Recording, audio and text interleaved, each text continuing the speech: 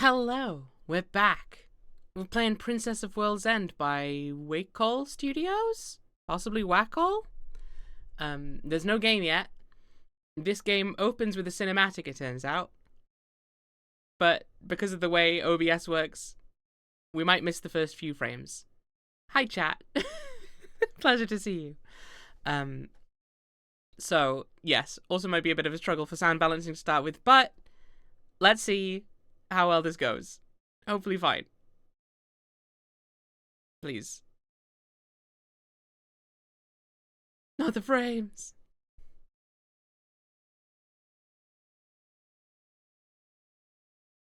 Is it gonna... No.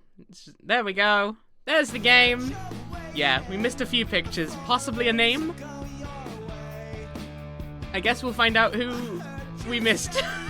It's Felix. We got Cassandra and Felix. We know that much.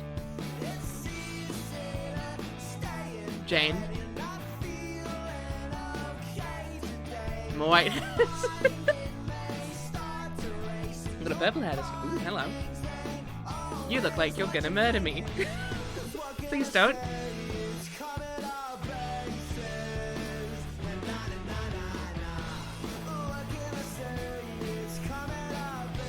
Princess. Is that us? Oh. Part dating sim, part battling game? We're gonna have to fight what? Are we gonna date that werewolf? Only one way to find out. Coming up aces? That's a bold direction for a dating game. Okay. How was the sound balance on that bit? I suspect we won't get music that's louder than that. But let me know. Let's pull up the text speed a bit. Actually, probably quite a lot.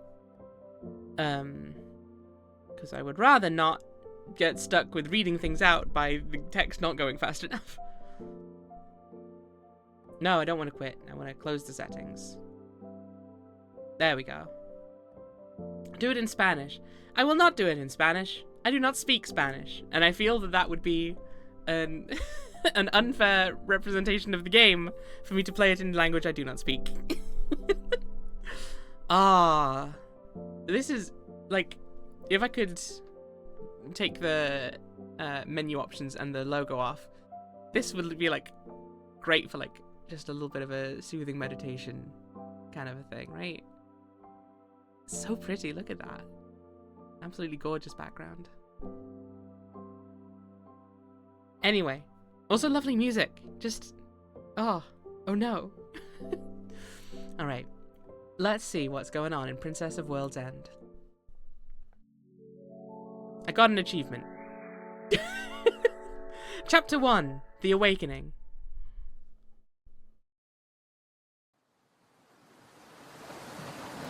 You're also taking the angry anime demon girl off? Yes. But, I mean, you know, she can hang around if she wants. If she's that angry, she probably needs to meditate a bit more. The rain pours down into the ocean, filling it with itself and becoming part of something so much greater. This is a little loud. I guess that makes sense for a storm. Raising it to greater heights, it offers a salty taste to the gods in the night sky. Where do we go when we die? The ocean cries out to the sky above. Only time will tell. The sky responds, looking down upon its tiny children throwing a temper tantrum. This is no ordinary day in the Atlantic. Something sinister is abound. The waves rarely behave this way. Sirens blare from the crashing waves and foreboding atmosphere. It is but a sign of things to come. There is no happiness here. All humans must drown. No life, no love. Doesn't make a difference to the ocean, more food for the fish. It loves those who inhabit it. Not appreciating foreign invaders, it remains steadfast in pushing those without the ability to reside away. An ominous start, not gonna lie. No life, no laugh, no love. In the woods, the rain was more peaceful. The pitter-patter of the raindrops rest on the leaves and fall towards the ground. Burrowing into the dirt, the rain sleeps until it is called forth to the sky once again.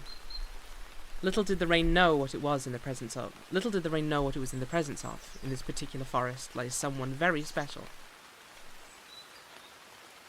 Is it a bear?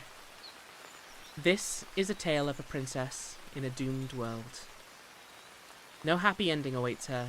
No happy ending awaits anyone on this rock in the solar system.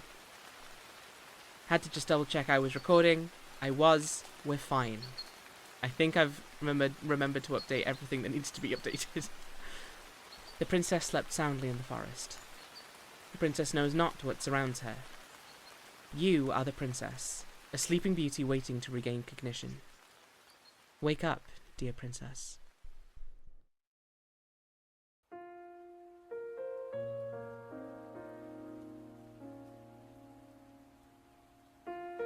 Enter her name. Crab again! As you attempt to move, you find that you cannot do so. Numbness has taken over. Your body feels as if it is a statue. The only feeling comes from the tips of your fingers. Everything lacks such a feeling. You begin to panic. The feeling returns, so cold, so wet.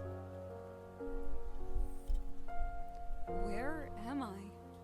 How did I even get into a situation like this? We've got voice acting! Let's go. That'll give my voice a bit of a rest. Wait, I remember now. It was those guys at the damn rock show last night. Those guys at the damn rock show? They must have laced this shit. I've never taken Numex and had side effects this severe.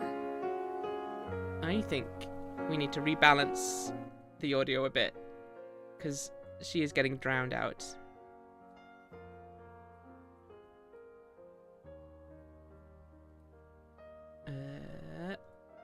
There we go. Well, we can't test it. Everyone is getting drowned out. You move your eyes around looking for your purse, but it's nowhere to be found. This means your cell phone, wallet, and other belongings are gone.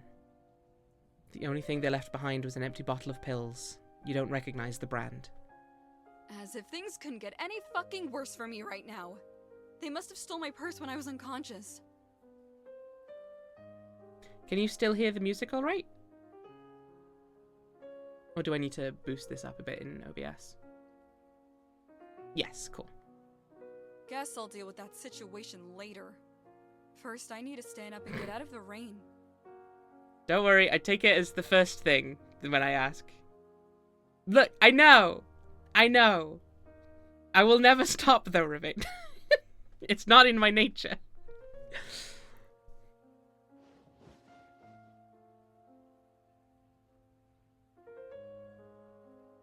You're able to slowly stand up and move under the cover of the trees.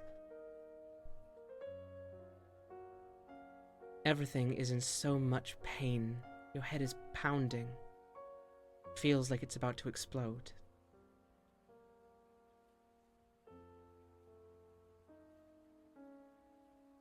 I think we just get moving and find our way home.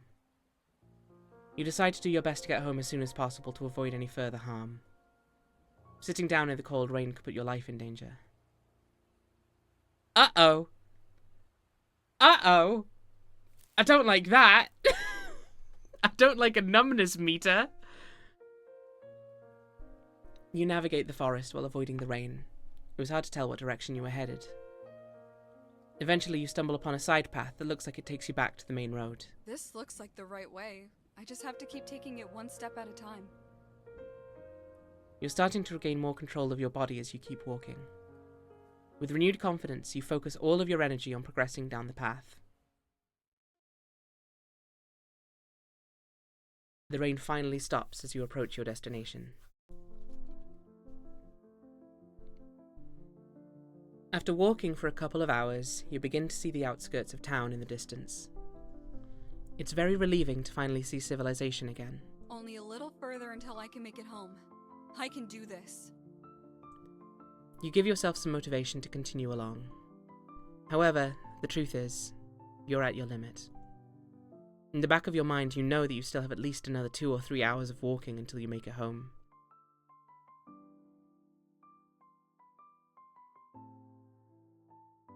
As you walk through the countryside, you notice a house that still has its lights on. It looks as if it is a small, older home, one that has seen a lot of history. I hate to be this person, but I really need help right now. People who live on this side of town are usually really nice. It's part of the culture out here to help people out when they're in need. Even though Virginia is pretty far north, a lot of people here still hold on to those traditional southern values. Especially those that live in rural areas. Might as well knock and see if they're willing to help me out. A little time passes, then you hear a resident begin to move. Someone approaches the door from the inside. Sorry to bother you so late. I was walking back to the city and got caught up in the rain. To the city? Well, that's a long walk late at night. You're welcome to take a rest inside my house. I will try and help you out the best I can.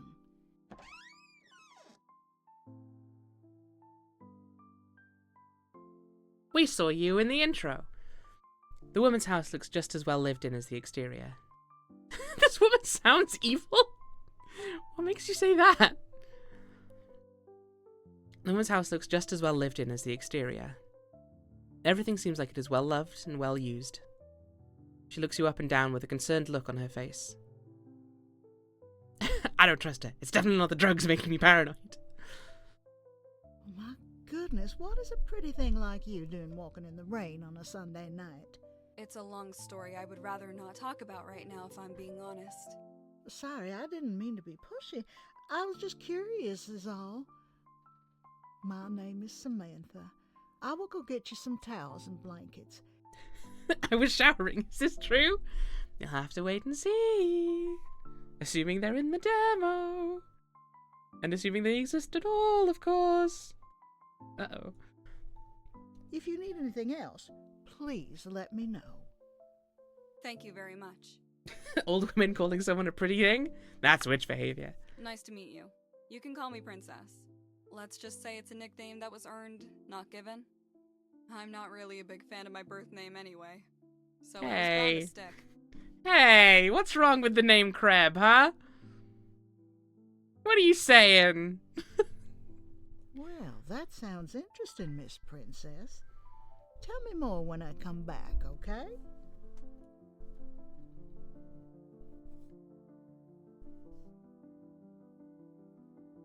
Yeah, I don't think he immediately gave me Astarion vibes necessarily, but also there was a lot happening, so it didn't stick in my mind very long. What's wrong with the name Krebs is that it's not in the voice acting. You know what? Fine, I'll grant you that, but Samantha is heading towards another room in the house. She moves slowly, but not because of her physical health, merely just to show she trusts you. It seems like she'll be gone for a while, judging by how far away she walked and how slowly she moved. Rifle through her medicine cabinet! Let's go! Nah. If Nintendogs can do it, so can this. Crab! Crab! Crab! Crab! Crab! Stand here and try to stay calm. I can't lie to myself. I'm fiending. I'm but fiending? I also have to control it. Your addiction rips into you for neglecting it. You do not give in this time, but this is one battle in a long war. Eventually you'll be outnumbered. Only through incredible odds and dedication could they be overcome. Unrealistic goals lead to unrealistic outcomes. You must fight through unrealism. Samantha walks back inside the living room. Looks like she forgot something. You take this opportunity to speak your mind. You wouldn't happen to have any painkillers, would you? Ah, so this is actually a Disco Elysium instead of a dating sim. I guess we'll see what it is. But, I think a lot of what I'm getting the impression with a lot of today's games is that one can view a dating sim as being just that, but a lot of times they're multiple things. Disco Elysium didn't invent drugs. I'm pretty sure it did, Ravane. Last I checked. To be fair, I've not played Disco Elysium very much, so I can't say for sure, but I'm fairly sure I never heard of drugs before Disco Elysium was a thing. Pretty certain. I'm sorry, honey. I stopped using that stuff a long time ago. There's something I have that will help you out much more than a pill. She drives a stake through your heart.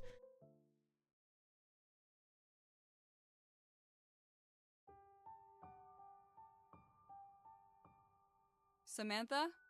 Where are you? After waiting a while, you start to get worried she may have dozed off or something. After you call her name, you hear her begin to approach. Oh, I'm sorry, I forgot you were here. You hear her footsteps approaching. Seems like she heard you and is coming back. Looks like you're awake now. Here, these will help you dry off.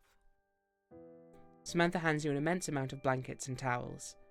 She must have collected many over the years. She seems to have a hard time letting things go. Sorry to keep you waiting. I was busy fetching some medicine to help you out. Don't worry about it. I'm just glad you're still awake. For someone who has trouble throwing things away, she has an immaculate kitchen. It looks like the pills have taken a toll on you, honey. Wait, how did you know I was on pills? Well, that's just calling intuition from someone with a similar experience in their past. She owns a lot of blankets. She must have a hoarding problem. You came to the right person. I can help someone like you. But first, I want you to hear my story. Are you the Princess of World's End? Was this all a switcheroo? Yes, of course.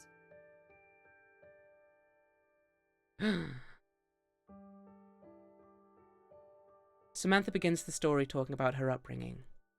She was born and raised in South Carolina in a small beach town. Things were simple, and she was happy. After graduating high school, she married her high school sweetheart. Life was going smoothly so far, nothing could get in her way.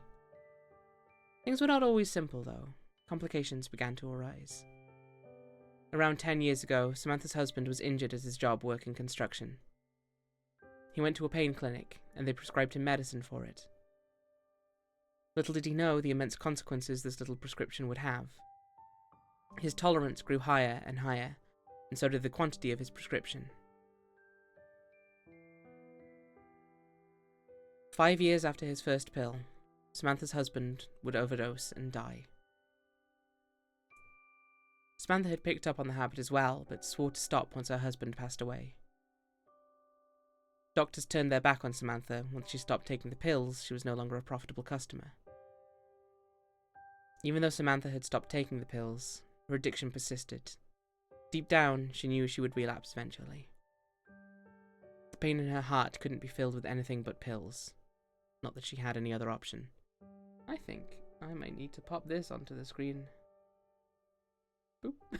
This game was supposed to be about werewolves, not about horrifying addiction and abandonment by the medicine industry. And she filled it with blankets instead. I mean, worse things to do. The werewolf is a metaphor. Instead of relapsing, Samantha took matters into her own hands. She was able to find a way to create medicine to help her addiction symptoms. Although she was very vague on the details, she promised that she will tell you more when she can trust you. Finding this information is also what led her to move to Virginia. Apparently, this is one of very few areas in the United States that all the needed ingredients can grow. The werewolves represent the opioid crisis. Just avoided a new, better I'm so kind of drug. sorry. Yeah. You've been through so much. Losing someone to addiction isn't something I would wish on my worst enemy. It is still the most difficult thing I have ever been through in my life. The past is the past, though. Nothing I can do to change it. What I can do is change the future. Is that why you started creating your own medicine? Yes, but I can't share it. If they find out, then they'll prosecute me for distribution of illegal drugs. Oh, I probably shouldn't be streaming this then, huh? An awkward silence fills the room. You can tell this is a battle that Samantha has been fighting in her head for years. The reality is that anything that cuts into the profits of modern medicine will never be promoted or allowed to exist. Any threat will be outlawed or exterminated by the great forces of capitalism. Money over morals is a lesson learned through hard-earned experience, not just from her, but from many others like her. Even if I cannot publish my discoveries, that doesn't stop me from being able to help people like you. Samantha discovered heroin from first principles. I want you to have a sip of this, as long as you promise to keep this a secret between us. This seems like nothing but a good idea. A stranger offers us unusual medicine she said she made herself? I foresee no problems doing this. Samantha walks over and picks up a strange-looking green liquid in a small bottle that she had set down on a nearby table. Chug jug. Auntie, welcome in. How are you doing, lovely? Drug jug. There you go. We got there. Figured it out. Estes. I want you to have a sip. Sorry, I didn't mean to do that. Sorry, what do you want me to do? I want you to have a sip of this. Got you.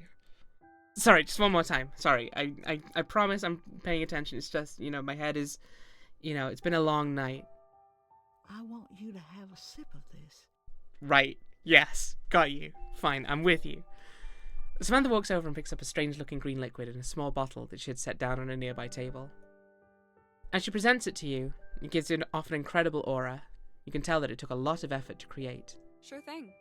I trust you, Samantha. I won't tell a soul.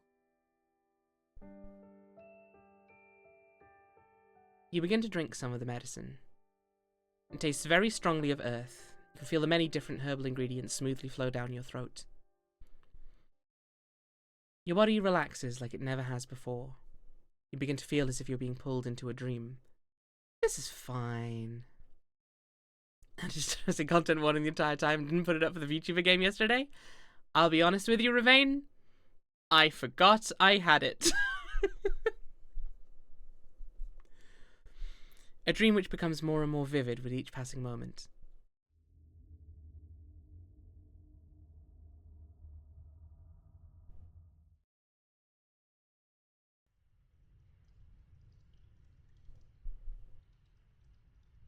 Ooh, look at that. God damn. Ah, I was hoping right click might hide the text so we could look at the background. I mean, we can still see it perfectly well. That's so pretty, though. You open your eyes and are suddenly blinded with an incredibly powerful light. It seems you're in a cave of some sort, filled with crystals illuminating it. Seeing out of the exit hole is impossible, but you can hear the rain coming down outside. Where am I? What is this place? As you turn around, you see the body of water is even greater behind you. This place gives off a mysterious aura. It's hard to describe exactly. It feels almost as if you're being watched by a higher being of some sort.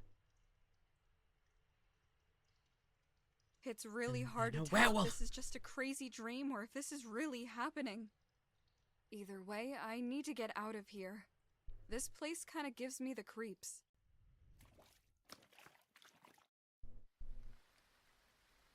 Oh. After exiting the cave, you see a long path going into some mountains covered with forestry.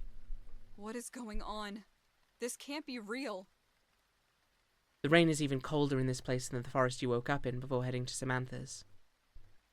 Although that world seems like a faraway place from wherever you find yourself now. Rocks float in mid-air above you as if held up by some supernatural magical force. Excuse me, one sec.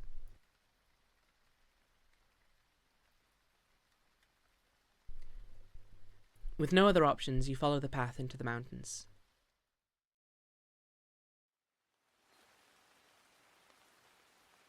You enter the dark forest and attempt to take cover under a tree to stay out of the rain. The thought of being stuck here forever begins to cross your mind. Normally you could find shelter somewhere in a rainstorm like this, but not now. This place you've woken up in is so far from your reality, you don't know what to do. All of a sudden, you freeze in position without even thinking. Something is surely watching you now. You can just feel it. You attempt to silence your panicked breathing and calm down. Whatever is close by should leave you alone if you don't alert it. You don't know that. Oh no! That's just a cheeky little, just, you know. Okay, so what is it? Black, fight back. Brown, lie down. Run away. No seduce option, thank God. You quickly run away and try and lose the creature. However, it's somehow able to trace your scent even in the rain. No matter where you go, it catches up. It seems like there's nowhere left to run. The creature finally catches sight of you and does not hesitate for a moment. It immediately changes direction and begins to pick up speed. The kill is within sight. No need to hold back now.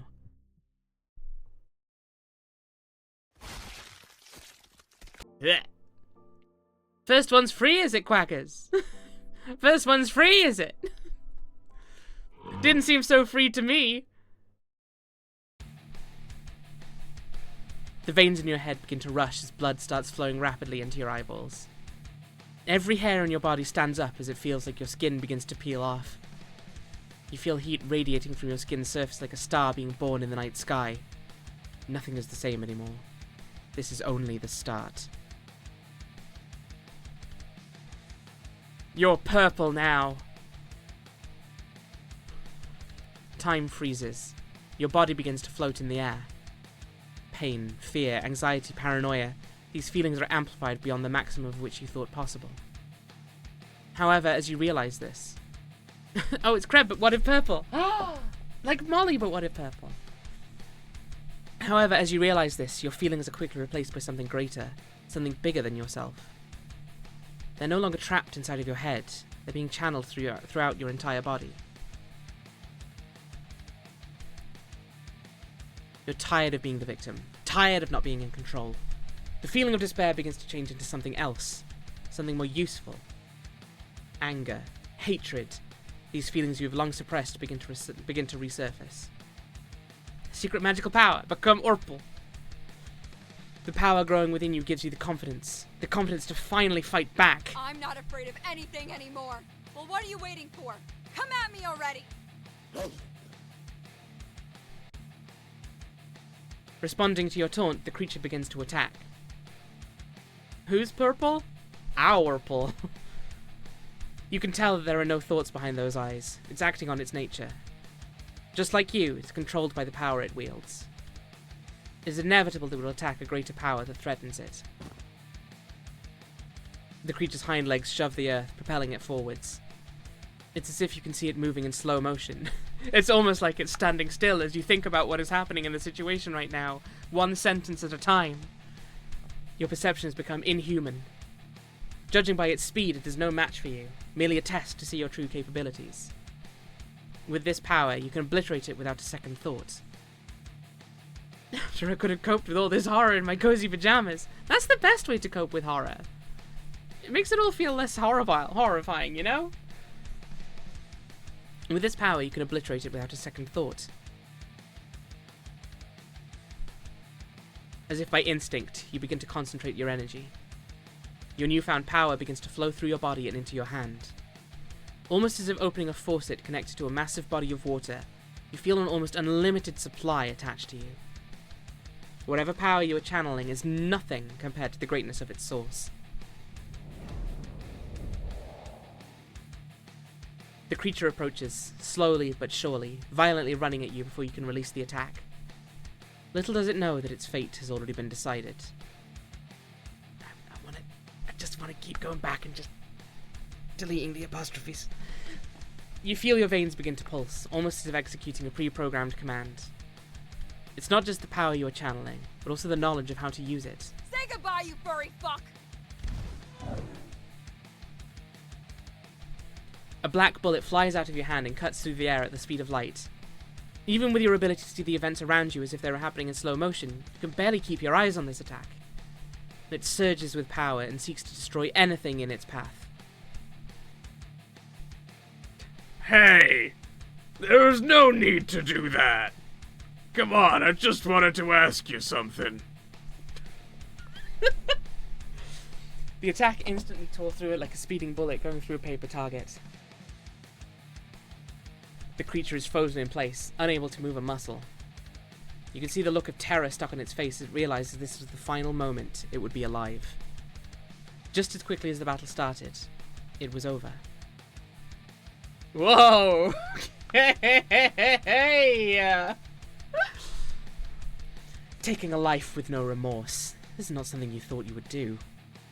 But something else seems to be influencing you. You aren't fully in control. Murder is all you can think about. Pain is overwhelming. You feel a new part of you deep inside awakening. A part that should have never been born. Well, I tried the other option, but I got killed for it. What do you want me to do? Many voices in your head hurl commands at you with one thing in common. Destruction. Use your overwhelming power. Use it to destroy the wrong things in the world. However, the voices begin to get quieter and quieter. The silence finally allows you to think again.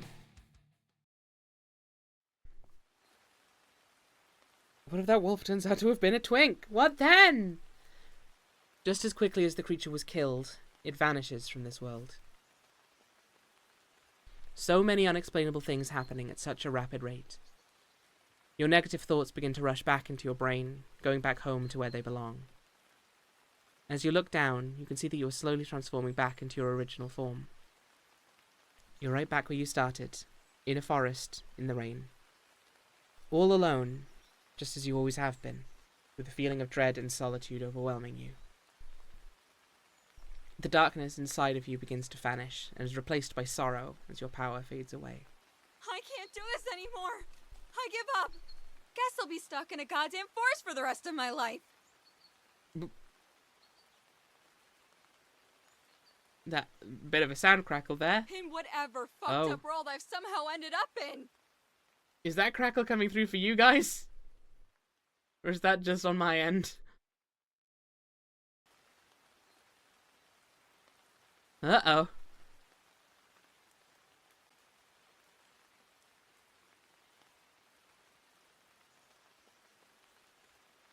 Sorry, Ravain will be annoyed at me. Was that crackle just on my end? That's the only one who knows what she was talking. Okay, if it didn't... If you don't think you heard it, you definitely didn't hear it. It was very obvious. I think that's a problem on my end, then. I think another game was doing that, right? Okay. As long as it didn't sound like anything for you guys, then that's alright. Suddenly you feel a mysterious energy surround you. Everything begins to fade away once again.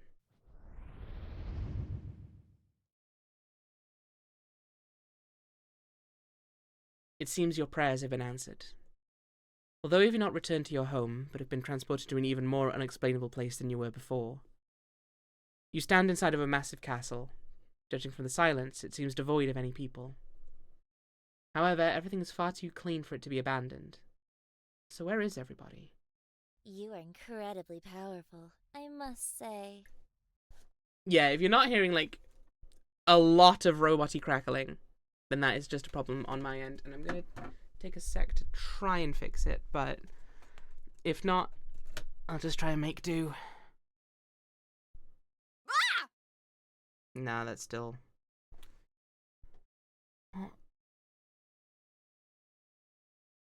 Sorry, gang. Please give me a sec. I want to see if I can stop this, because if this is going to happen all day, that will probably get on my nerves a bit. Cat crime. Yeah, no, that's just... That crackled for me as well, the cat crime. Okay. Oh, no.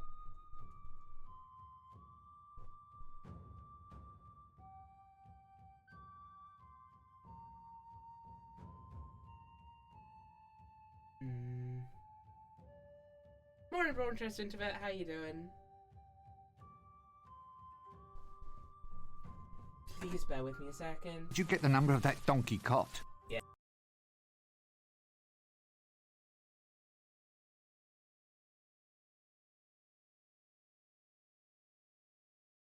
silly.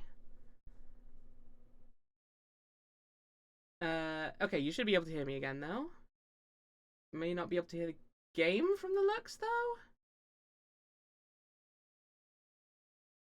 Which is a problem.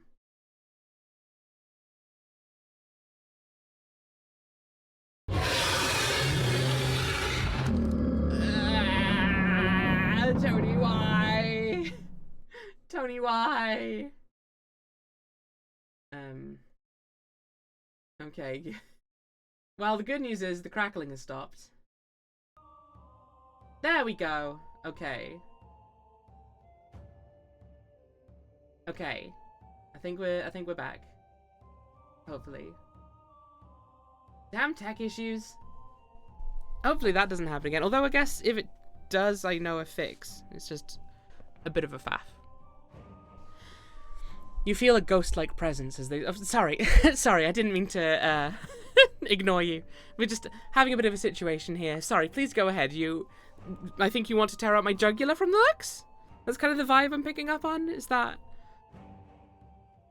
You feel a ghost-like presence as they step out in front of you after watching you from behind. Usually you're really good at detecting people around you, but they completely took you by surprise. Tony, I'm gonna have a heart attack at the office. So, what drug are you a metaphor for? Something about them seems completely inhuman. Can't put a finger on what makes you feel this way. It's more of a gut feeling. Just curious. What type of magic was that? Magic? Is that what I was doing? Princess, what do you think it was, if not magic? What? Like, it had all these runes and sigils and everything. Come on now. It's called allegomancy. You don't know about magic? That must have been your awakening then.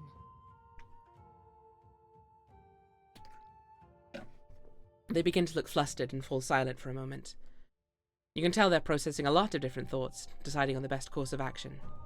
Firstly, my name is Kusunohime. I'm the goddess of vegetation and am responsible for governing all life on Earth. Secondly, Sure, vegetation and life on Earth is the first thing I'd have thought looking at your I'm going to guide you to design. my sacred library to do so. Alright, time to read books. Let's go. Kusunohime walks through the hallway behind you into a large corridor. They walk in a hurry, although you don't see any reason you have to be in one. You're just happy you aren't getting attacked or rained on at this point. At this point, you'll take what you can get. You heard of Persephone? Have you heard of Persephone? You aren't going to ask any questions. Kusunohime walks over to the desk on the right side of the room. They grab a book from inside one of its drawers and then walk over to you. Looks like your spiritual energy is low. You do not have much time left to remain in this world. Here, take this. She hands you a Gatorade. Because she's a forest princess, she has to wear flowers and leaf motifs? Honestly, crap. Emo nature goddesses have been around for millennia. You know what? Fair. I'll grant you that. Before you return to where you came from, I want you to absorb the knowledge of this book I wrote. Honestly? It's maybe less the design, more just the intense stare. Like, huh. It will teach you the basics and we can go from there. Also, she's clearly Christian. Kusunohime uses some sort of magic and the book began to emit a strange light. I'll be disappointed if it turns out that this character is not they-them after all. We'll see. As you look into it, your vision fades away. You begin to have a flood of knowledge enter your brain. Oh, it's girdle hours, is it? When a world is first created, so is a place called the Spirit Realm. Although it exists in a separate dimension, it is connected to the life on its original planet. They just hand you a book of fanfic there. Welcome in, Killy. How's it going? I mean, maybe it is. We don't know that this is true. This might just be Let me set up the world here, and then we'll get into how this is a divergence of Twilight. The gods and spirits of that world reside in the spirit realm, and they govern all aspects of it. The spirit realm for Earth used to be vibrant and full of life. That was, until the Void arrived. Oh no! It's Egan again! The Void arrived at Earth's spirit realm around 2 years ago, shrouding it in darkness. With its arrival, it brought an army of evil spirits with it, which waged war with the divine. One by one, the gods of this world were captured and fed to the Void, being farmed for their spiritual energy. The only god who survived was Kusuno Hime, who went into hiding and assumed the role of all the gods in their absence. The Void is an evil spirit that has the power to travel to different spirit realms and consume that world's spiritual energy. Once it consumes enough energy in that planet's spirit realm, it then transports itself into the real world. This requires an incredible amount of energy and takes many years to do, but once it happens, all life is instantly consumed. Once it sucks a planet dry, it moves on to the next, in an endless cycle. Absolutely insatiable. The Void here on Earth is nearing completion, meaning that unless it is defeated, it will destroy all life on Earth in approximately 6 weeks. No planet that has ever been infected with the Void has survived, or been able to destroy it. So go smooch everyone you can, while the time is available. Krem, do you think the Void is a metaphor? Not looking good at all. But not all hope is lost. This is a good drug Samantha gave you. Welcome in, Swamp. How are you doing, lovely?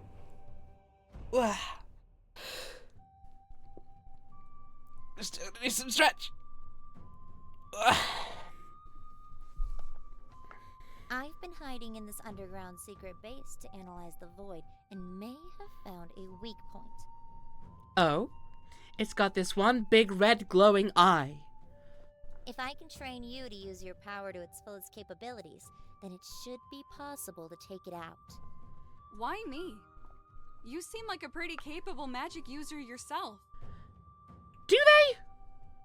Have we seen them use any magic so far?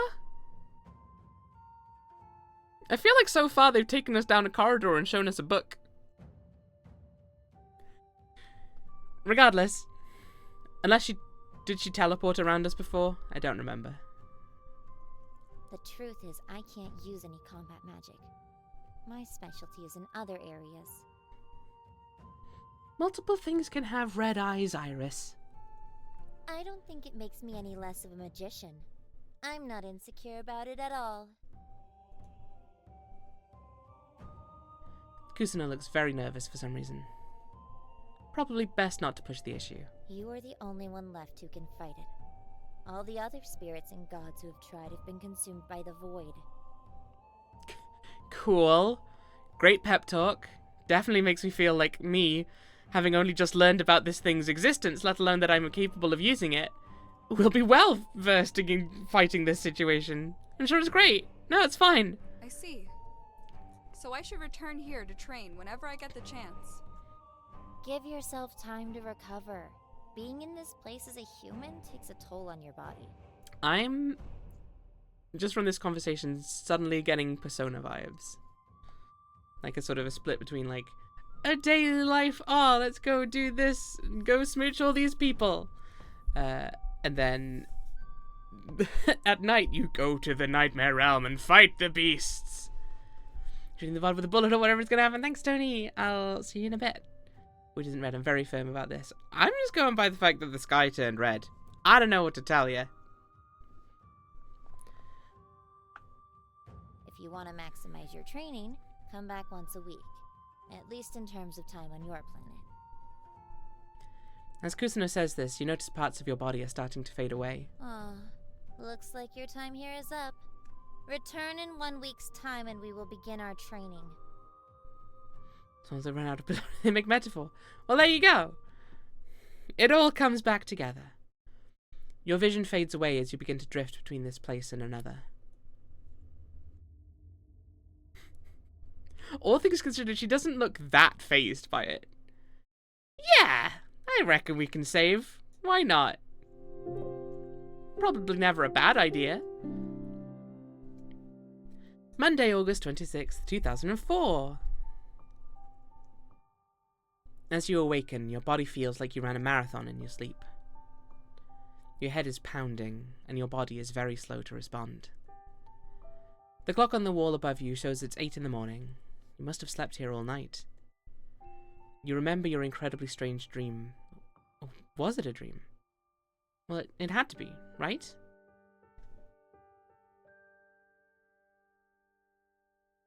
The couch you've awoken on is incredibly comfortable, which makes it hard to get up and get going. Sure is nice to wake up somewhere that isn't the ground. The pillows make it feel like you're floating in midair. You cannot stay here forever, though. Your destiny awaits you. Objects at rest tend to stay at rest. The only way to change that is an outside force. You push yourself up and get your day started.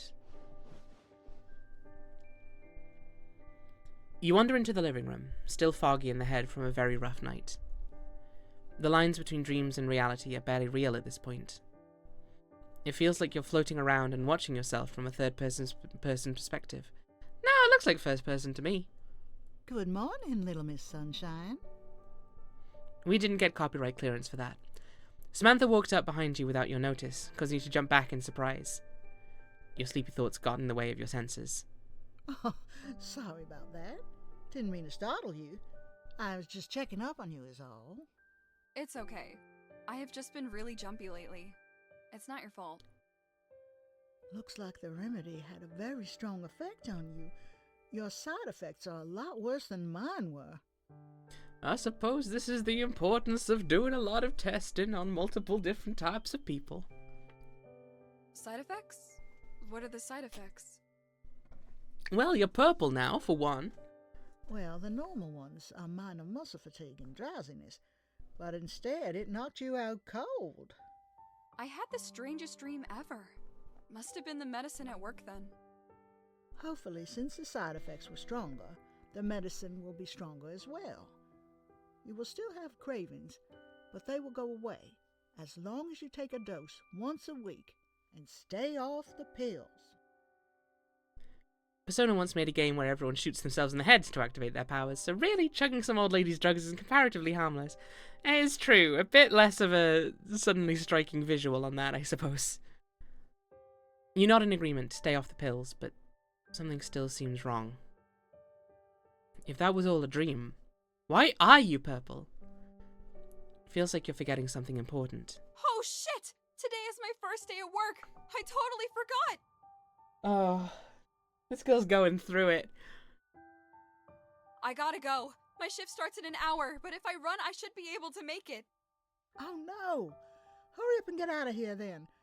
Come back sometime next week for another dose.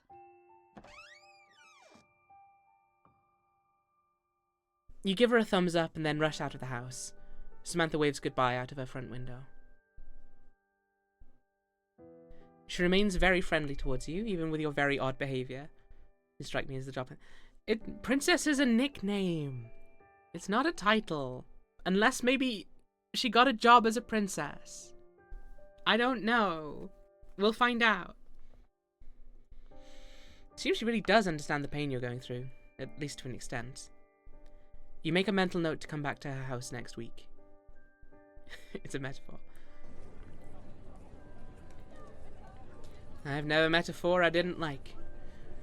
You're able to quickly run through the outskirts of town and into the city. Although your body is in immense pain, you push through to make it on time to the coffee shop.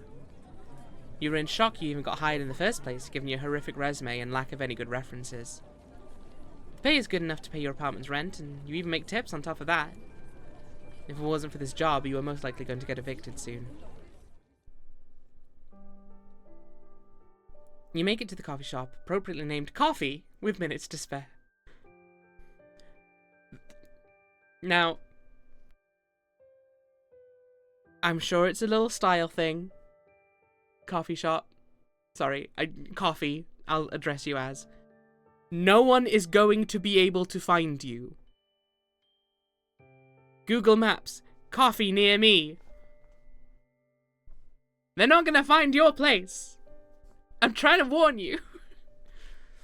You make it to the coffee shop, appropriately named Coffee, with minutes to spare. The shade from the tall buildings nearby provides some much-needed cooling. The summer heat is in full effect this time of year. It takes place in 2004. Well, no one asked Google where to find coffee. Give me bad SEO is my favorite joke.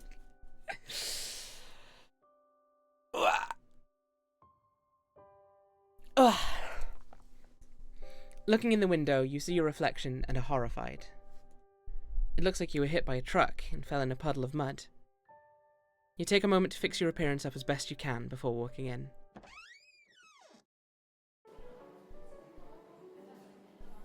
You consider Google a blight on this world. You know what? They're not wrong. A good SEO to me. At the top of the list when you search for coffee shop.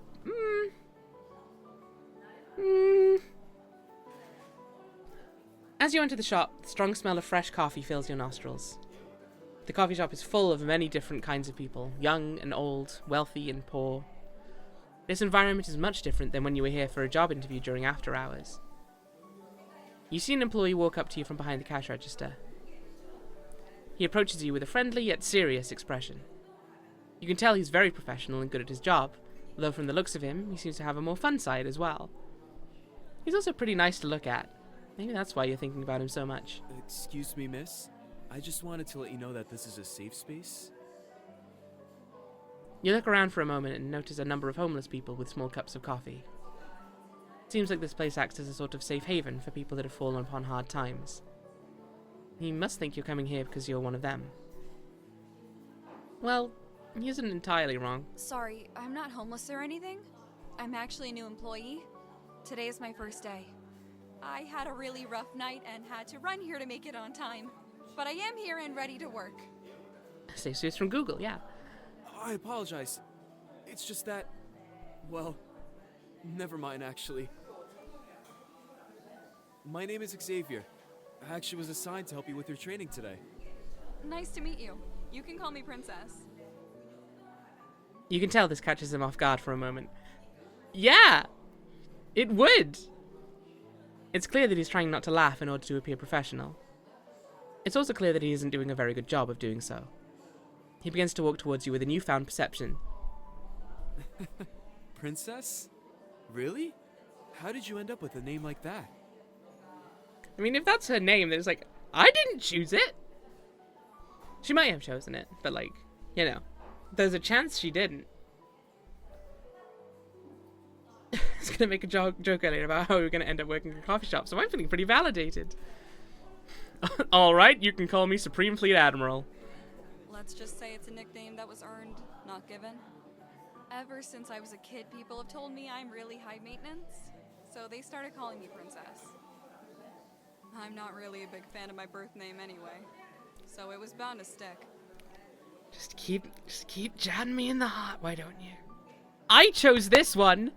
Thank you very much. I guess I technically didn't choose Kreb. I chose Rebecca, but other people called me Kreb, and that one has stuck more. In any case. Don't worry, I will be a low-maintenance employee and save my princess-like behavior for outside of work. You can call me Surf while I'm working. Oh, I wasn't worried. You can be as much of a princess as you want as long as you do your job well. That reminds me, you should meet with Cassandra in the staff room. I'll show you where it is.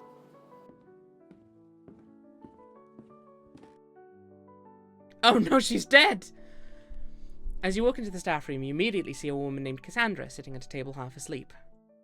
Seems like you aren't the only sleep-deprived person in this coffee shop. She's completely unaware of your entrance, but she also kind of looks at peace that way. She has a bad habit of dozing off whenever she is on break in here. Don't hold it against her. And don't try to talk to her before her alarm goes off. Just trust me on that one. Xavier has a fearful look on his face and makes no attempt to bother his manager during her break. Seems like he probably has experience trying to get her to wake up forcibly in the past. Judging from how he's acting right now, it's safe to assume that it did not go well at all. Alrighty, time for me to get moving. Imagine that being how you wake up each morning. Just eyes slowly flicker open. Alrighty, time for me to get moving.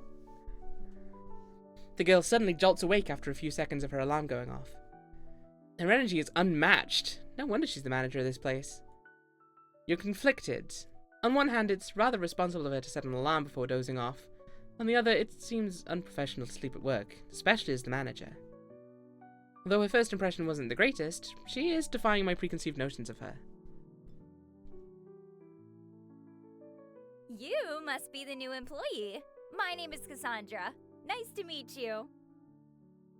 Cassandra jumped out of her sleepiness and brightened up immediately, showing off her infectious smile. She has a certain aura of positivity that seems to touch the hearts of those around her, including you. People like this usually annoy you, but since she's your boss, you choose to let it slide and keep an open mind. At least for now. You're covered in mud and tell people to call you princess. You shush about professionality. It's a fair point. Ugh. I think we've got an ad break coming up soon. We'll do a little bit of stretching. I'll go until I get the alert that ads are happening. It also helps that she's undeniably beautiful. Yes, she told me people usually call her princess, which she prefers. Now, the option to debate? No, the option to date Cassandra does become somewhat different by the fact that she is our boss. Maybe she's not a dateable option. I don't know, but it does change the maths on that a little bit. Sure, your audience chooses wisely and won't be bothered by ads. Sometimes they just don't work though, Ravane. I'm just saying. In that you want to date her even more? No, personally not. I can't speak for anyone else out there, but from what I hear, it tends not to work out too well.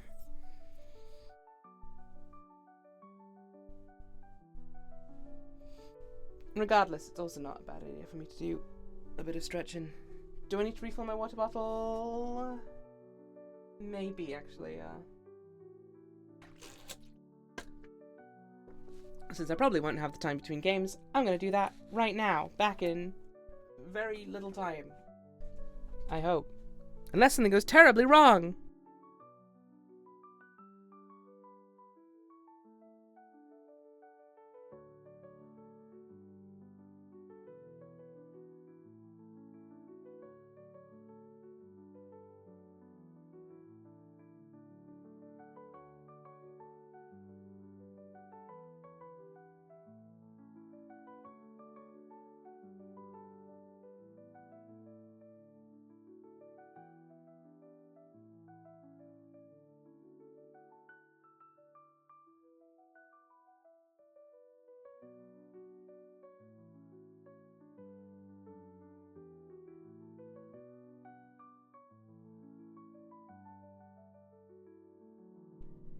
Dating games let people live out their wildest dreams, like dating a white-haired elf twink or your boss.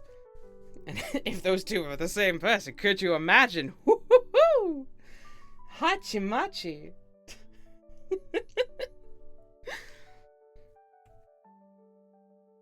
Yeah, we have yet to encounter this game's white-haired elf twink, but there may yet be time. We may yet encounter them. Yeah, I don't know how long the demo is. I know some of the devs have told me how long the demos roughly are, but I don't remember if I was told for this one.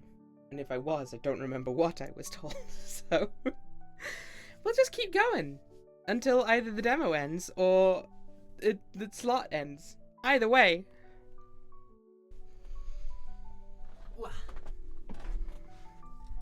Whee! Let me just quickly check nothing's exploding.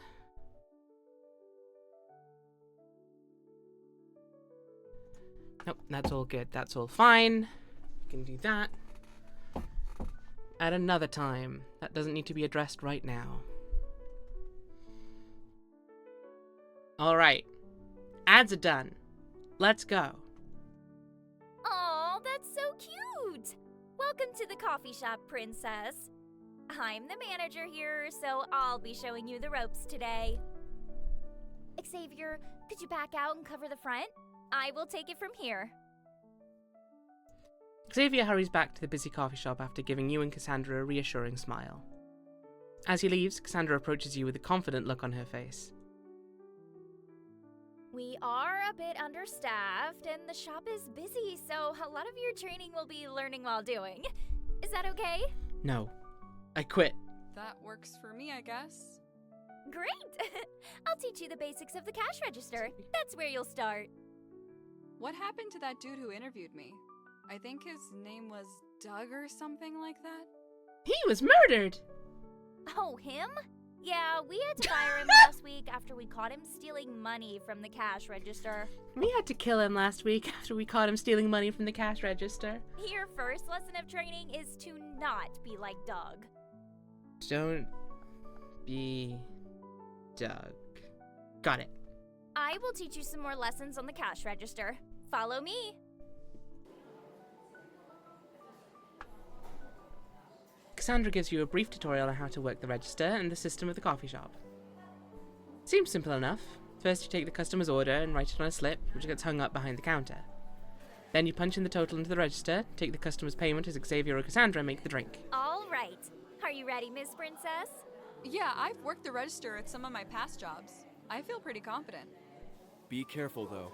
Some of our customers can be very difficult and will get very angry if you mess up their order. Is this gonna be a mini game? Or is this just flavor? That's okay. Difficult customers aren't anything new to me either. Perfect. I'll have you start with this customer. Don't be afraid to call me or Xavier over if you have any questions.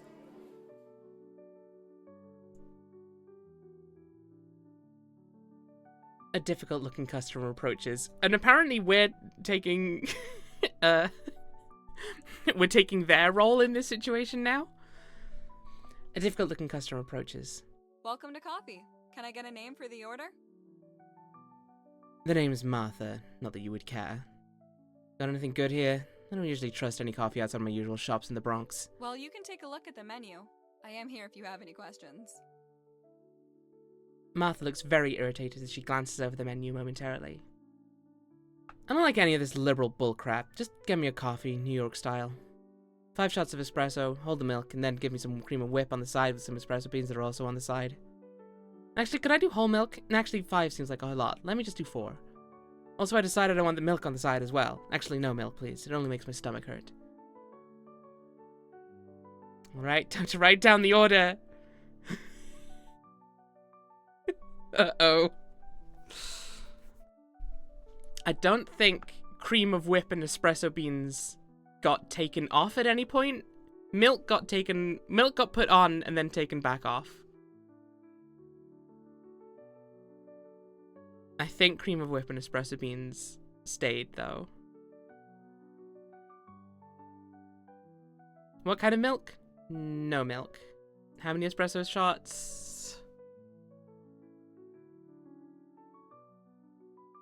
I know it was 5 at one point. What is cream of whip? I have not a damn clue. 4. Yes, that does sound right. I think she reduced it. All right. I will have that coffee ready for you shortly. Let's find out.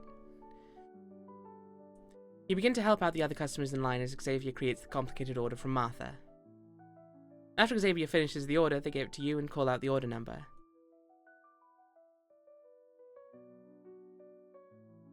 Well done. You actually got my order right. Martha hands you a $5 bill and walks off with a smile on their face. You pocket it while Xavier and Cassandra aren't looking and continue assisting other customers. We were told one instruction. Don't be like Doug. Come on now.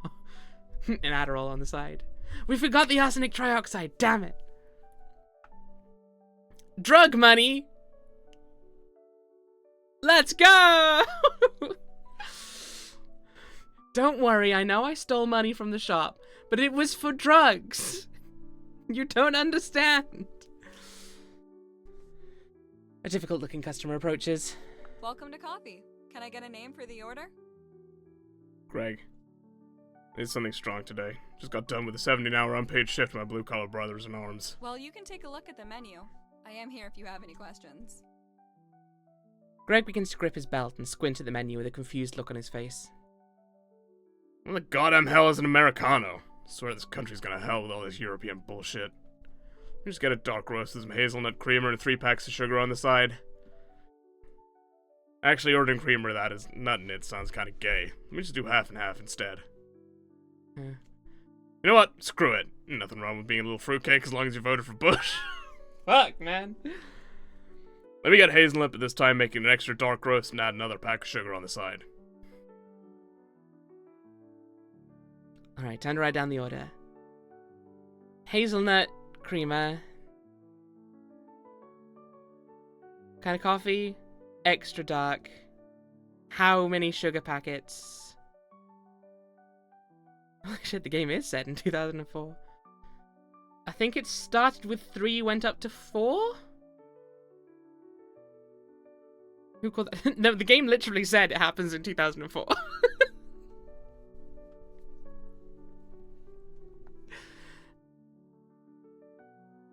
I cleverly deduced that from how it said that.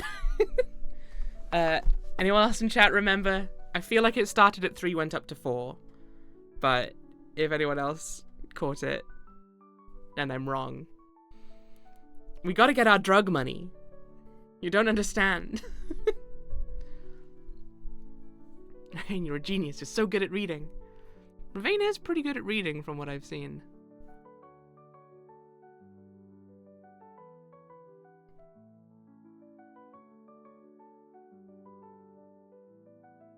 I expected you'd have to answer who to vote for.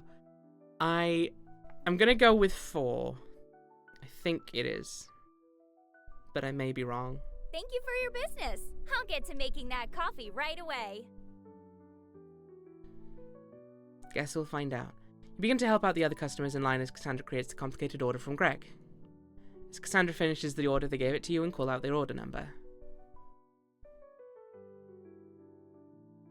Well done. You actually got my order right. Greg hands you a $5 bill and walks off with a smile on their face. Pocket it while Xavier and Cassandra aren't looking and continue assisting other customers. We've got so much drug money now.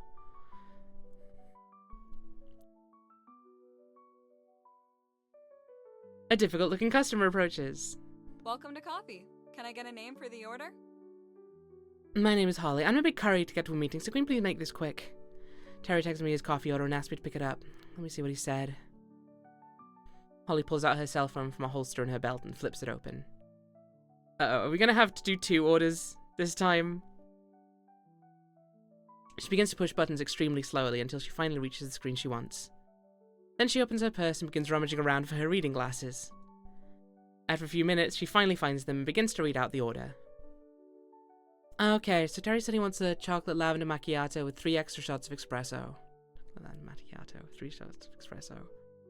Oh wait, actually he texted me to also include the fact that he wants a caramel drizzle on the left side of the cup. Sorry, he just texted again and said that actually he doesn't want it on the left side of the cup or the top. Fuck off. Alright, time to write down the order. Chocolate lavender.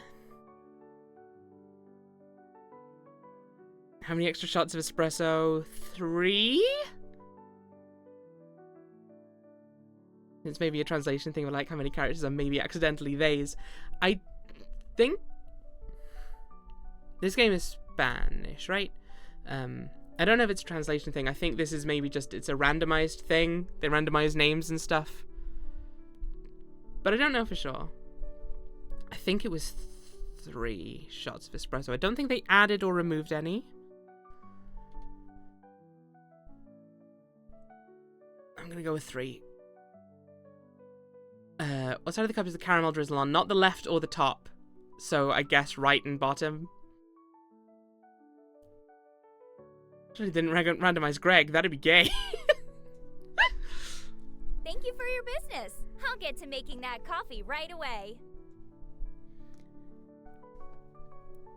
You begin to help out the other customers in line as Cassandra creates the complicated order from Holly. As Cassandra finishes the order, they give it to you and call out the order number. Well done, you actually got my order right. Holly hands you a $5 bill and walks off with a smile on their face. Pocket it while Xavier and Cassandra aren't looking. Continue assisting other customers.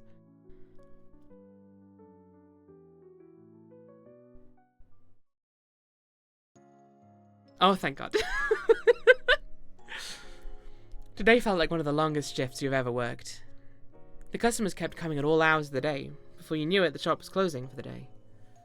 You help Cassandra and Xavier with closing duties as the evening sun beams in through the windows. Good news, Cassandra, you made $0 today. To be fair, we only pocketed the ones from the complicated customers. Eventually they tell you to go home and congratulate you on an awesome first day. If you do that badly, do you get fired?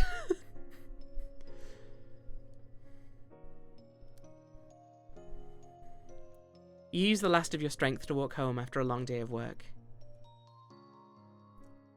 You're gonna skim, you can't skim. Exactly! Office space it! You usually wouldn't stop and stare at your apartment building, but after so many near-death experiences, you weren't sure if you would ever see it again. After everything you've been through in the last 24 hours, to say you're exhausted is an understatement. Nothing sounds better than being able to wash up and relax in the comfort of your own home. You walk inside and are greeted with the same boring, bare-bones interior decoration as always. Maybe when you fix your financial situation, you'll finally get around to decorating this place. However, a part of you enjoys the simplicity of its current state. It's like a blank canvas with so many exciting possibilities. Well, no use thinking about it now. Time to wash up and get some much-needed sleep. Weird how this American town looks like every anime set in Tokyo ever. After showering and putting on your pajamas, the sun is set completely. The darkness of the night feels comfortable now that you're able to rest easy in a familiar place. You climb into bed and get ready for another day of work tomorrow.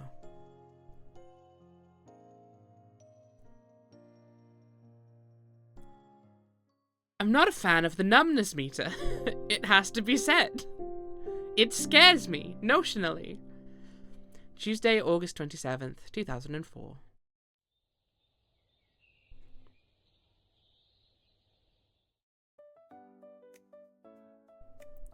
Alright, I should get going. I need to head to work soon. You climb out of bed and are greeted by the bright morning sun shining through your window. The new day brings you a new sense of renewed optimism about life. Now that you finally have hope for sobriety, it feels almost like a new person. Now that you finally have hope for sobriety, you feel almost like a new person.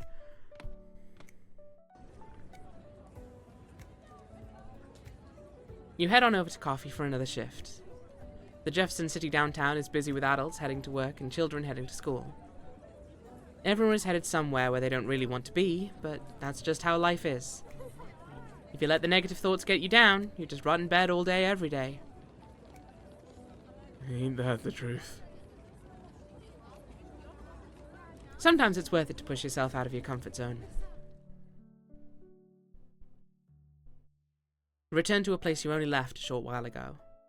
The morning sun shines on the tinted windows and reflects the city. Who knows how many customers you'll have today, although it isn't too busy outside.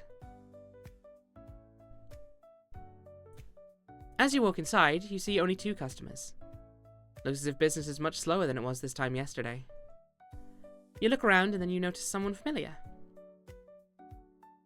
Ah, he's getting the CG, is he? Xavier is cleaning some tables in the corner of the shop where nobody's sitting. You can tell he's been working hard because of how intense his focus on the task is. His dedication is admirable. It seems like he genuinely enjoys the task of cleaning. That says a lot about a person. They're dedicated, loyal, and trustworthy, at least in your opinion. It was Greg and his new boyfriend. Your coffee really helped open my eyes. Kinda made me see a whole new side of Greg. You debate on whether or not to talk to him. He seems like he's really in the zone right now. Let's say hi. Hey Xavier, nice to see you again. Wearing their George Bush rainbow badges. Oh, what's up, Princess? Sorry I didn't notice you. I was locked in on this. It's good to have you back. I was worried you would tap out after such a busy first day. Mama didn't raise no bitch. Well, you still have to prove that to me. Anyone can last. You still have to prove to me that you're no bitch. What? Back, do we find people to date finally? I mean, Xavier's one of them, I think. Cassandra might also be one of them, but she is our manager. So, as yet, unclear. Think of it as a challenge. Show me you've got what it takes to be a coffee employee. Ah, problematic, yeah. Xavier gives you an assured look that you return with a smile that says, challenge accepted. It's hard not to keep staring deep into his eyes. They hold so many wonders behind them. You feel a sense of warmth inside of you.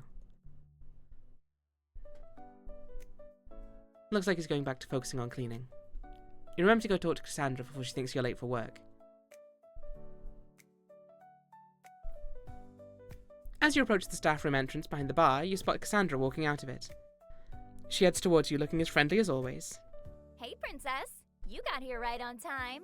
This being our manager. As you can see, we're a little slow today. Tuesdays and Thursdays are always like this, but that makes it the perfect time to clean.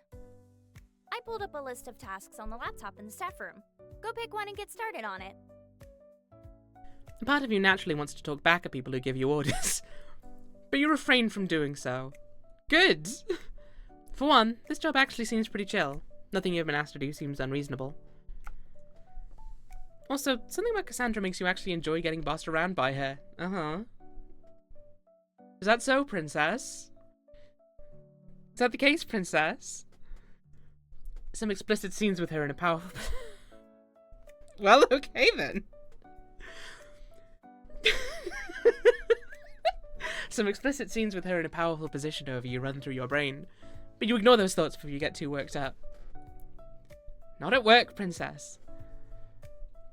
Cleaning tasks. Deep clean the dishes, wipe down the windows. P.S. For Princess, too late. Nope, we can't go and see what it was. I hope it wasn't important.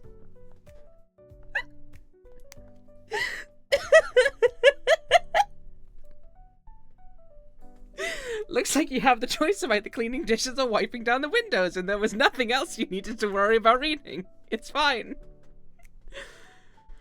There's a note with 2 phone numbers attached to the side of the computer. These must be Cassandra and Xavier's phone numbers. You take it and put it inside of your bra for safekeeping. Alright, what tasks should I do today? Let's wipe down the windows. You walk outside and begin wiping down the windows. The summer morning weather feels nice on your skin. You slowly clean while people watching everyone heading to work. This is very relaxing. You're glad you picked this over washing dishes.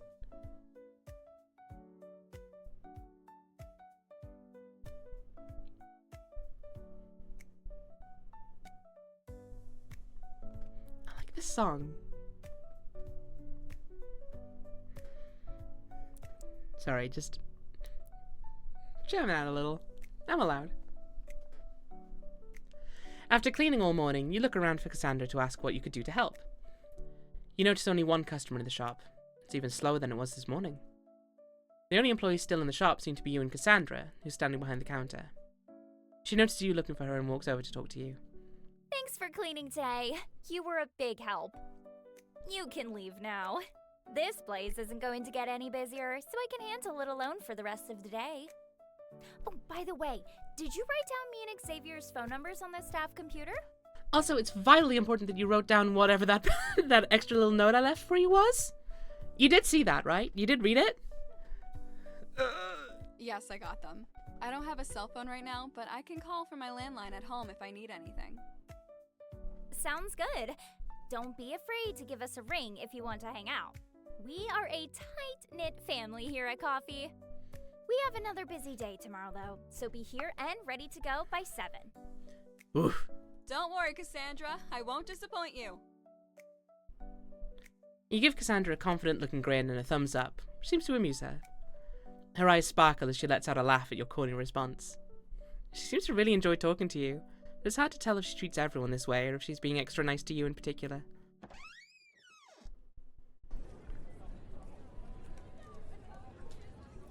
As you walk home, you observe the hustle and bustle of the city. Everyone seems to be heading out to grab lunch and then return to their desk job. It's a really weird feeling to already be done with work at this point in the day. Suddenly you realize something. Why are you heading home? The more you think about it, sitting in your apartment alone really doesn't seem all that appealing. When the workplace describes itself as a family, run. Yeah, that's...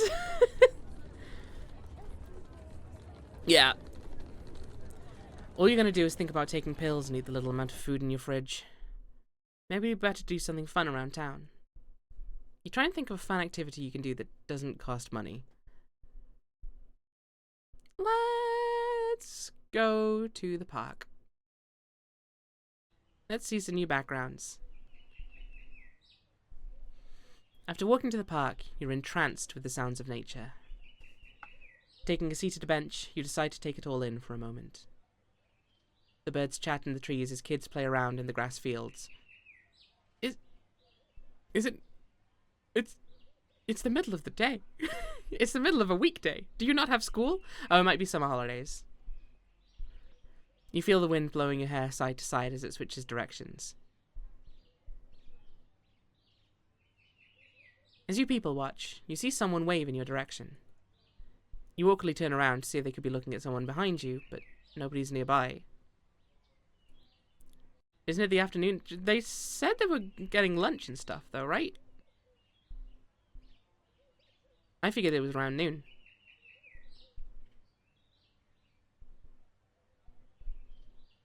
In any case, they begin to approach you, and as they do, you begin to recognize them from your past.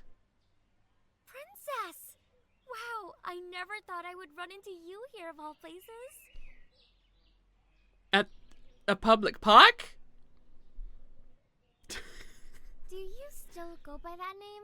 I remember you getting mad when I called you your real name once. You got around it! Yeah, I still prefer not to be called that. Stop! Princess is just fine. I'm sorry to ask this, but what was your name again? Oh, that's no problem. It's Jane. I wouldn't have expected you to remember that. We hardly knew each other back then. Her name begins to uncover some forgotten memories stored in the back of your head. You remember her from your high school. She was a grade above you and was in the marching band and science club. Needless to say, she wasn't exactly Miss Popular. However, you remember her being well liked by her peers. Well, I actually just graduated from Virginia University. I got a job here as a junior environmental scientist. Yeah, don't call me that dog shit name. It's just awful. A name for fools and cretins only. And probably perverts as well. I've only lived here for a month, but I've enjoyed it so far. What about you? I had no idea where you went after you dropped out. There were a lot of rumors. Yeah, I figured. Well, here I am. I wouldn't say I'm thriving by any means, but I'm surviving. Well, I can't imagine how hard it must have been to live on your own at only 16. You are very brave. Even though you only spoke a couple of times before this, Jane seemed to genuinely care about your well-being. This is hard for you to process. It's crazy to think about how different your lives have turned out. She could have easily just written you off, pretended she didn't know who you were, but she went out of her way to speak with you. The other shocking thing is the way her appearance has changed. She's always cute. Have you noticed two important things that have developed significantly in the past 5 years? Uh-huh. I'm sorry, I'm actually on the job right now, so I can't chat for much longer. Could you write your number down for me? I'll try and call you so we can find a day to get properly reacquainted. Sure, I don't have a cell phone right now, but I can give you my landline. Tony.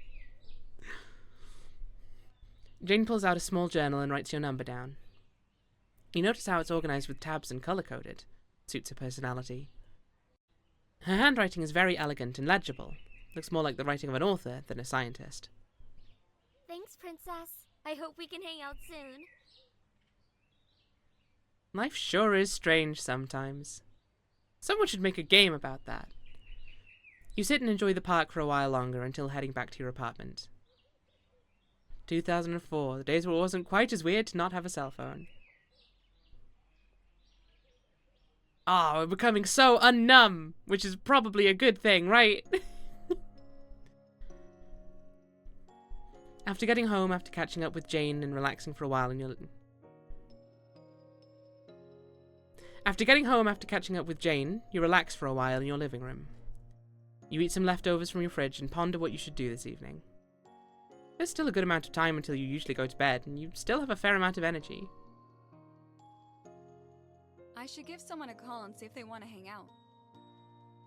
You consider your options, not that there are that many. Many friends have come and gone throughout your years in the city. You exchanged numbers with Jane today, but you also don't want to call them this soon and seem desperate.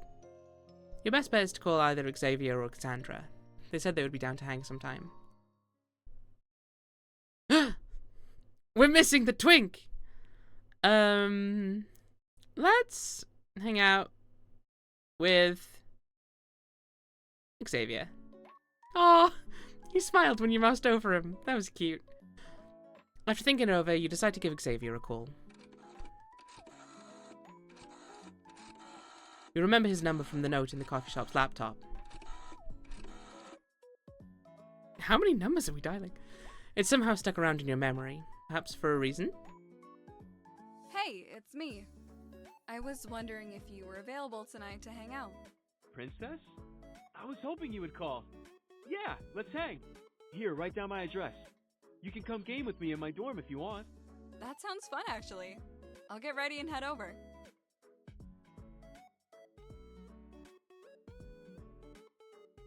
You find a pencil and paper and write down the address of his dorm building.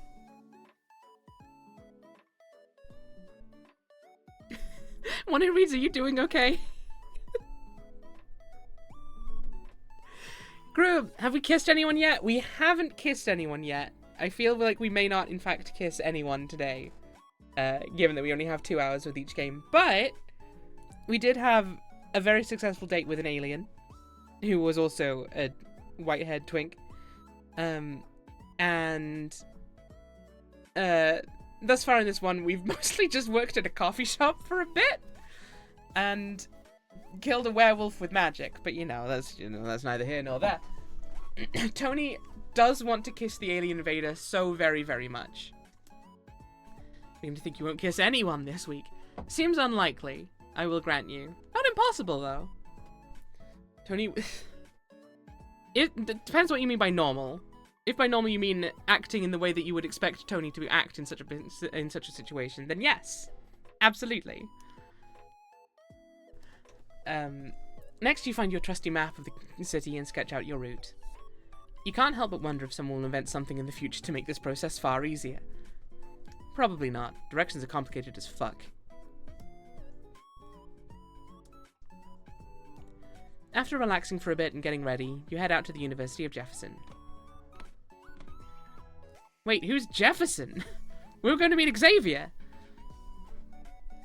They had MapQuest in 2004, didn't they? I couldn't tell you. I wouldn't have been using it at the time. I was 11. The fresh night sky is surprisingly cheerful as compared to the darkness of the late night. Also, I was 11 and didn't ever go anywhere, so... Light bounces around the streets as the moon shines down. You can't help but feel cheerful as you stride through the city. I want Tony to buy video game, include white hair twink. Got a little pop-up. Tony Onio is playing Love Limit. How about that? After getting a little lost walking around campus, you eventually make it to the Northwest Dorm building.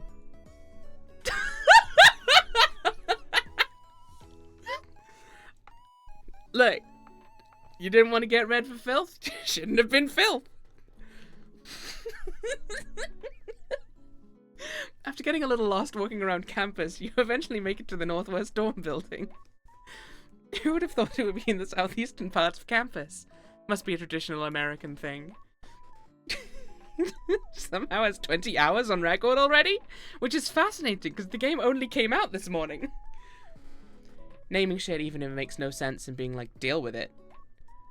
After pondering what it means to be a citizen of a flawed country, you head inside the dorm building.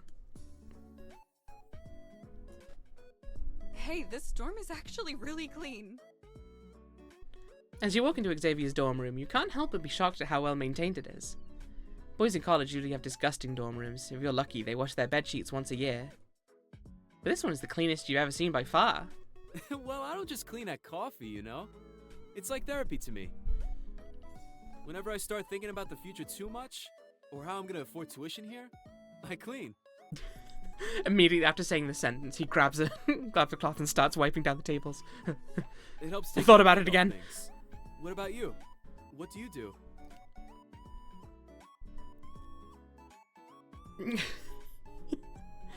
Well, the impression we've had so far, mostly just party and pop pills, TBH. But we have also just met you. The two genders. Oh, this man's not good for dating. You kidding me?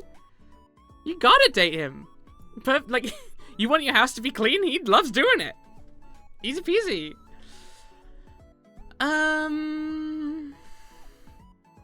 Unless that's I'm a Reading girl. Like she's from Reading. Which is entirely possible.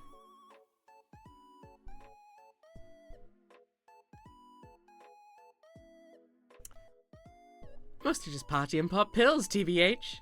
Really? I didn't know you were one of those people. And yet I am. I don't mind partying every now and then, but I will never do drugs, so don't try and pressure me. We won't. You awkwardly avoid eye contact for a little bit before continuing the conversation. Reading, Berkshire Prefecture. Seems like he isn't a big fan of drugs for some reason. But apparently, according to Ravane, everything in this game is a metaphor for drugs. So, do you want to try out this new retro game system I got? I found it in my childhood bedroom while I was home over summer. You nod enthusiastically to show you want to try it out. He gets the message and begins to set up the game. Aw, cute. Alright, this game is called Super Landlord Simulator. I will be the landlord and you could be the property manager. That sounds like the worst multiplayer game.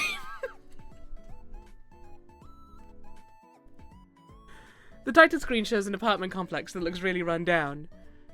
It's called University Height. It looks like these are student apartments. And this is a retro game as well? I guess maybe like the old Sim Cities were on fairly old consoles. The property manager character looks like he has a large magnifying glass and is searching through each apartment very intently, looking for fees he can charge the tenants. The landlord is sitting in his office, rubbing his hands and laughing evilly. Wow, that is shockingly realistic. How do I play? What is this game? It will give you a tutorial once I press start. Speaking of, let's get started. The game shows you the ropes with a brief screen that shows the controls and then thrusts you right into the game. You struggle to pick it up at first, but eventually you get the hang of things. Retro games are really unforgiving towards new players. You've reached a critical point in the game. Some college kids have just moved out. They're all out-of-state students, so they're long gone and cannot physically confront you. They did a great job of cleaning everything and moving out while following all the rules. However, you notice that the sink that was leaking when they moved in is still leaking. What should you do? I mean, fix it and just leave it be. For fuck's sake. Leave it for the next tenant, I guess. This was the wrong option. I shouldn't have come and talked to Xavier. The only good retro landlord game is One Piece Mansion on PS1. That's because it's very critical of landlords. Maybe that's what they're playing. You gonna play Super Landlord Simulator this week, Crep? I don't think it's part of the festival, unfortunately. Oh yeah, they're both options a landlord would pick. And that should say enough. You decide to leave it for the next tenant. Unfortunately, you get hit with a score decrease, but Xavier doesn't seem to react at all. He probably is just being nice because he knows you haven't played this game before. After playing for a while longer, you finally reach the end and your score is displayed on screen. Whoa, nice job! You did really well, especially considering it's your first time playing. Once I figured out the basics, I started doing better. I used to be a big gamer in high school. Do you want to play again? Sure, why not? No, I don't want to play again. You and Xavier continue playing games late into the night. Time flies as you have so much fun. You almost forgot you have work tomorrow. After heading home to catch some last-second sleep, you think about your relationship with Xavier. So many exciting adventures await with him. It fills you with happiness. I believe they had gamers in 2000. It hadn't been invented yet.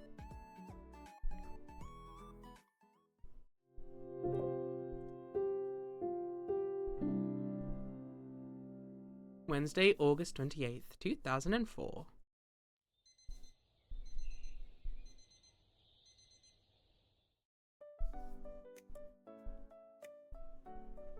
You wake up bright and early at 6 AM.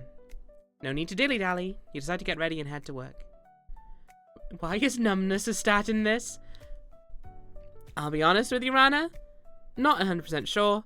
I'm also very concerned. No need to dilly-dally. You decide to get ready and head to work.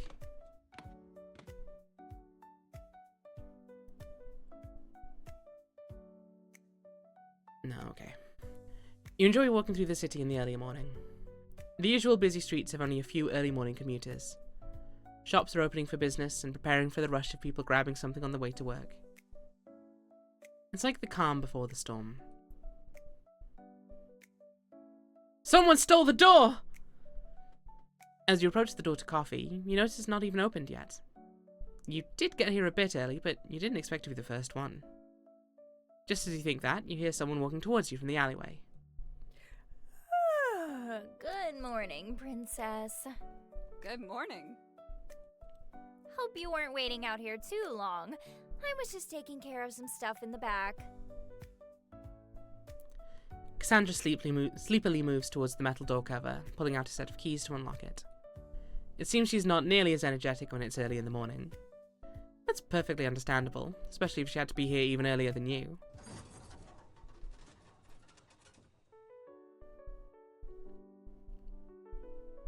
You enter the shop and are surprised to see everything set up already. Cassandra must work hard to be able to do all the opening tasks by herself. We're going to start getting a lot of customers soon, so you should get on the register. I still have some other things to take care of. Cassandra heads to the staff room as you head over to the cash register to prepare for the wave of customers. Just as you do that, you hear the entrance door open. Oh boy, here we go again! A difficult-looking customer approaches. Welcome to coffee. Can I get a name for the order? Me, Brad. Me like coffee.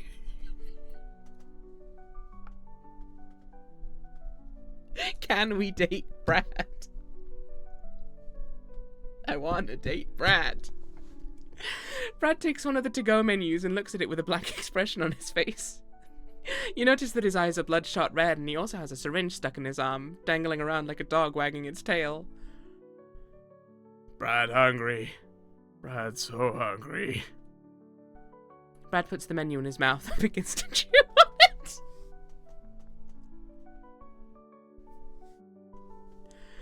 Brad want roast. Brad want big coffee in small cup. Coffee big, Brad big. Brad want biscuit. Brad stops chewing on the menu. This must be a sign that his order is complete. Alright, time to write down the order. What size of cup? Large coffee in a small cup. What kind of coffee? Dark. What's on the side? A biscuit. Thank you for your business. Brad's numbness is 167%. I can fix him. You begin to help out the other customers in line as Cassandra creates the complicated order from Brad.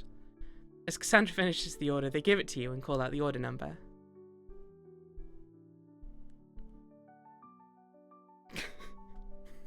Now, here's the thing. I think this is just boilerplate text that happens with every order, but given how Brad was acting before... Good. Brad order right. Brad hands you a $5 bill and walks off with a smile on their face. And a needle in their arm. You pocket it while Xavier and Cassandra aren't looking and continue assisting other customers. No, you fixed him. I knew I'd be able to.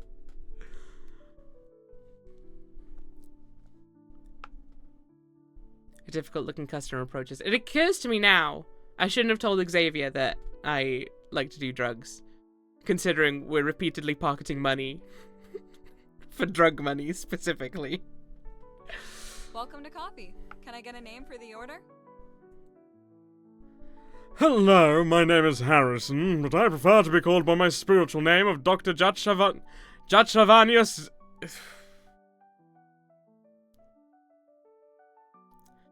Jatravanius Euthalicnly Kellington IV.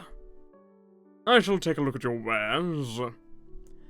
Harrison takes out a strange-looking monocle and begins to survey the menu through it.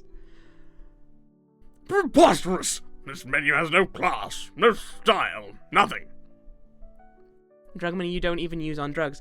We might still get to it. We might be using it to give to Samantha. And we were only seeing next week. I refuse to stoop so low as to choose one of these horrendous options.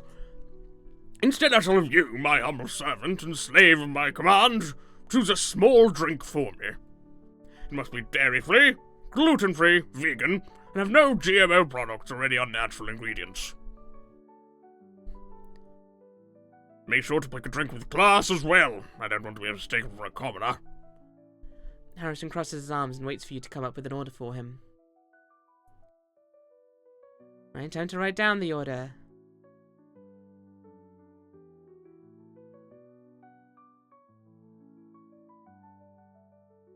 Definitely not a latte.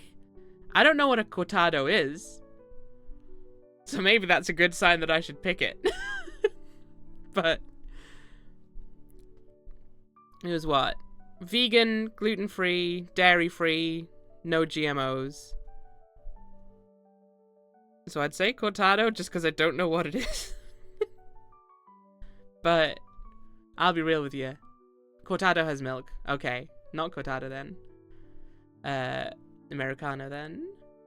I'll be real with you, I don't know much about the different types of coffee. Spanish beverage consisting of espresso mixed with a roughly equal amount of warm milk to reduce the acidity. There you have it. Americano then? What kind of milk? Almond. Right? Gluten-free. Yeah. All the others are dairy. Small.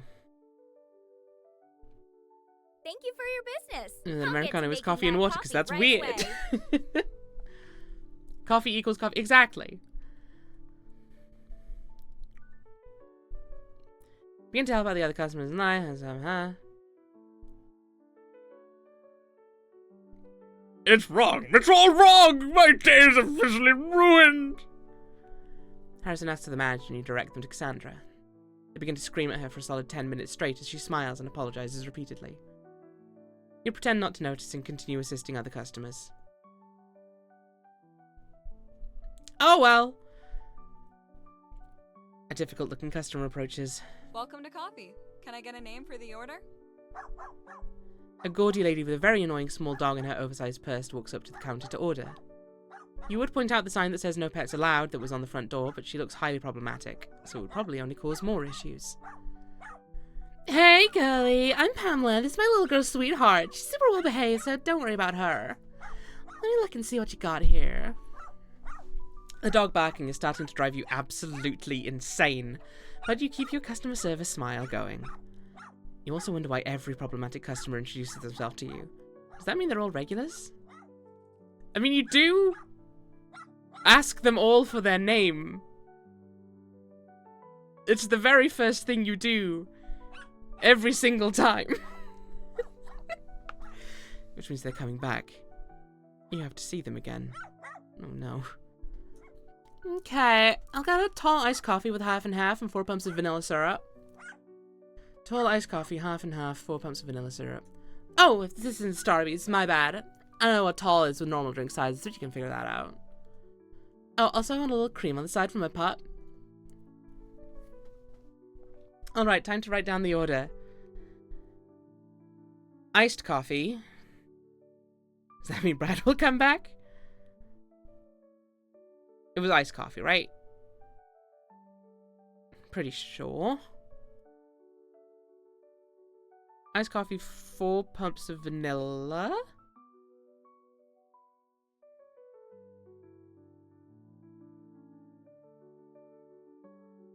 Large? I feel like they made, like, they're like, I forgot this isn't Starbucks, do whatever a tall is, but I don't know what Starbucks sizes are. Is a tall a medium? Is a tall a large? Is a tall a small?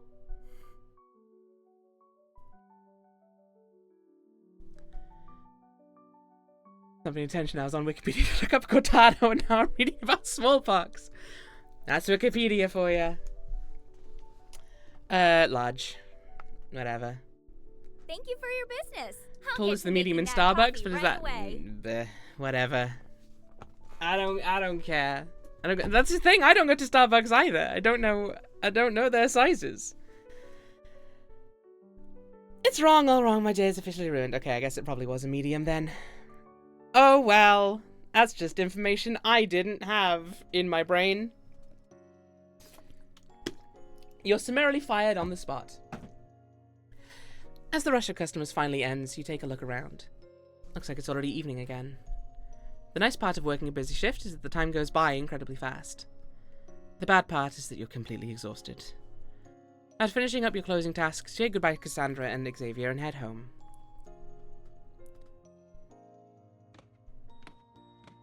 Oh no, someone gave me too much of my favorite drink.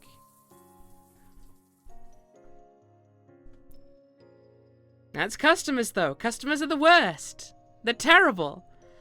After showering and eating dinner, you still have a bit of energy before going to sleep. Well, actually, not really, but you'll be damned if you go an entire day without doing anything for yourself. This forces you to will the energy into existence. Abolish customers. Abolish customers!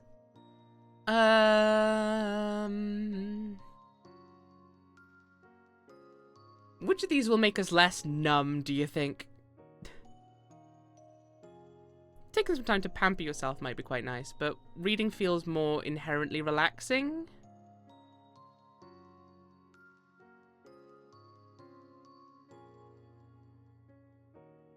Let's take some drugs. Take some drugs. Let's do our skincare routine. My skin is feeling super dry right now. I should do my skincare routine. You take your products and lotions out of the bathroom and begin to lather yourself. I don't know, you're living in an IKEA catalogue, so I think your life is going fine, actually. Moisturizing your skin helps you feel like a whole new person. All of the negativity is covered up and rejuvenated by the various products on your skin. You fall asleep feeling clean, fresh, and relaxed. Wait, sorry? Current state what now? Sorry? Do we need to become a bit more numb? Uh-oh!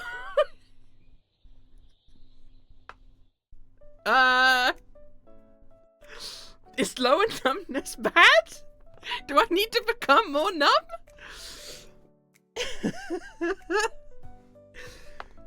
Oh dear. Oh.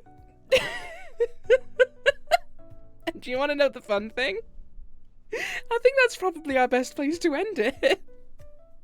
On the revelation that low numbness causes fiending, apparently? Fascinating developments. I really like this though. Like, I think we're still in fairly early days. I mean, it's also a demo. I think it was also quite recently on Kickstarter. So yeah, still definitely early days for it, but like, I can see this going the sort of Persona route, vibes-wise at least. I don't know what mechanically the game's gonna do. Yeah, I can see this being a pretty cozy game. Maybe you need to take drugs to feel numb, because if you don't, you become a demon that destroys the world. That's the name. I think that might be the case, but I assume you also don't want your numbness to go to 100%. I assume it's, you know, a sort of a balancing game is part of the challenge of this one. It's interesting, I like it. If you're interested in it as well, check out the link in either description or the pinned post here in chat currently.